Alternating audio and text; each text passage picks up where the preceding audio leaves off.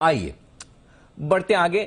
IndusInd bank ये stock है पूरी तरह से एक्शन में और एक्शन भी है भरपूर। क्यों, बता रही है देवांशी। देवांशी बताइए क्या कुछ आया है इंडसइंड बैंक के लिए।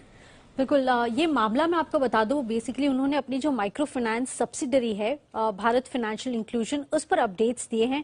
डिलॉयट की तरफ से जो रिव्यू रिपोर्ट आया है वो रिव्यूज यहाँ पे शेयर किए कंपनी ने। मैं आपको ये पूरा मामला याद दिला देती हूँ। एवरग्रीनिंग लोन्स का ये मामला था कोविड के समय पे, यानी कि 1 मार्च 2020 से लेकर 31 अक्टूबर 2021 तक कंपनी की तरफ से बिना कंसेंट, बिना कोई ओटीपी के जो इनके कस्टमर्स थे उनको लोन डिस्पर्स किए गए थे, और कंपनी ने इसको एक टेक्निकल ग्लिच बताया था जब विसल ब्लोअर ने इसकी कंप्लेंट की थी आरबीआई को। अब इस पर डिलॉयट को नियुक्त किया गया था इंडिपेंडेंट रिव्यू के लिए।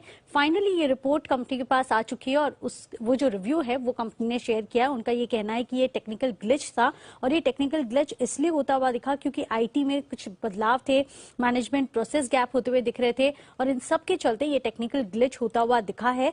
लेकिन आप देखिए उनके जो जिस तरह से लोन दिए गए हैं उसमें कोई भी जो फ्रॉड है, किसी भी तरीके के जो फ्रॉड्स हैं वो नहीं किए गए थे। इसके साथ ही इनका कहना है कि जो आईटी है, कंट्रोल डिपार्टमेंट है, उसमें सुधार के सुझाव जरूर दिए हैं डिलॉयट ने।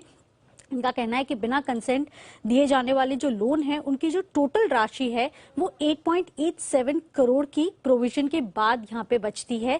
इसके साथ ही जो टोटल अमाउंट है जिसका इम्पैक्ट आता हुआ दिख सकता है वो करीब 13.5 करोड़ है, जिसकी प्रोविजनिंग आने वाले तिमाही में यानी कि 4th क्वार्टर में कंपनी करती हुई दिखेगी। ऑलरेडी कंपनी ने बहुत सारा प्रोविजनिंग किया है, तो छोटा अमाउंट है जिसकी प्रोविजनिंग करनी पड़ेगी। ये बहुत ही ज्यादा चिंता की बात थी कि कितना बड़ा प्रोविजन आने वाले समय में भी करना पड़ेगा, लेकिन बहुत ही छोटे अमाउंट का प्रोविजन कंपनी को करना पड़ेगा।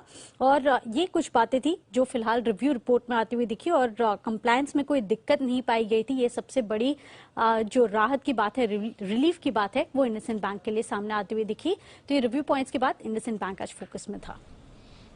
और उसमें बड़ी तेजी भी आपने आती हुई दिखी है। इंडसइंड बैंक का अच्छा एक्शन बन रहा है। शरद जी से जरा राय भी ली जाए। शरद जी, मामला सेटल हो जाएगा?